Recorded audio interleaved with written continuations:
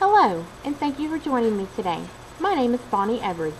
I am a graduate nursing student at the University of Texas at Arlington, and it is my pleasure to present to you today a book review on How to Grow Leaders, the 7 Key Principles of Effective Leadership Development by Mr. John Adair. Mr. Adair is one of the world's leading authorities on leadership and management. He is the mastermind behind action-centered leadership, the theory that effective leadership is centered on the 3 elements of team, task, and individual. He served as a leadership training advisor to the Royal Military Academy Sandhurst, as well as was the first director of studies at St. George's House in Windsor Castle. In 1979, he was named the world's first professor of leadership studies at the University of Surrey, and also was a founding member of Europe's first Center for Leadership Studies at the University of Exeter. He has published over 40 books on leadership and management, and today serves as an advisor both nationally and internationally on leadership development. In his book, How to Grow Leaders, Mr. Adair breaks the book into 2 portions. The first portion of the book focuses on defining leadership and how it relates to the role of management. The second portion of the book identifies the 7 key principles of leadership as seen by Mr. Adair and their importance in leadership development. The target audience for this book includes organizations trying to develop or trying to redevelop their leadership practices, those in leadership desiring to expand their knowledge of leadership and leadership development, and aspiring leaders trying to grasp an understanding of what it takes to become an effective leader. Assets of the book include various case studies that highlight the importance of leadership and how effective and ineffective leadership can work for or against an organization. By using the case studies and anecdotes, the reader is offered a chance to think critically about how to apply the ideas being presented into their own practice. Another strength of the book is the notion that defining leadership must be determined by an individual or an individual organization, and encourages the development of the generic leader. The generic leader is an individual who exhibits at least the 2 most relevant attributes of leadership, as defined by Mr. Adair as being enthusiasm and integrity, and is developed into a leader from the team or functional role up to the strategic leader role.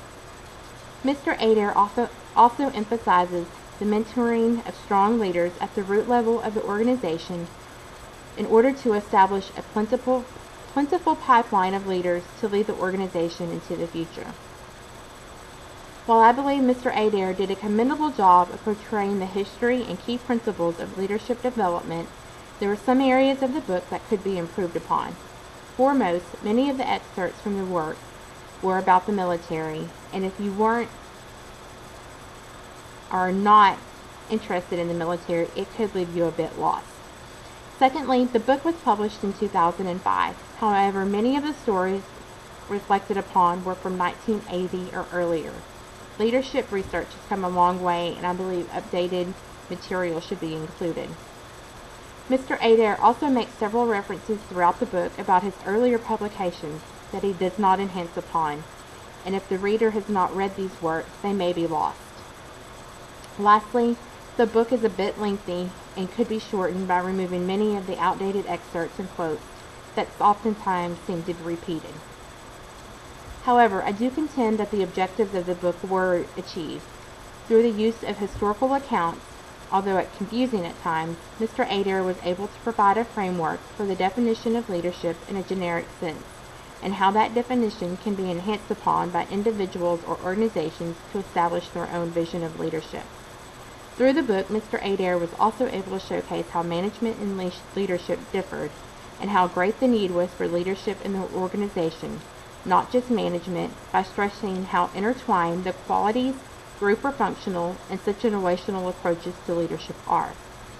In the second portion of the book, case studies and personal recollections of prior organizational involvement allow the reader to expand their knowledge and to nurture their leadership vision by broadening their everyday practice to incorporate the 7 principles of effective leadership, which include training, selection, mentoring, leadership opportunity, leadership education, strategy, and strategic leadership for continued leadership growth and development.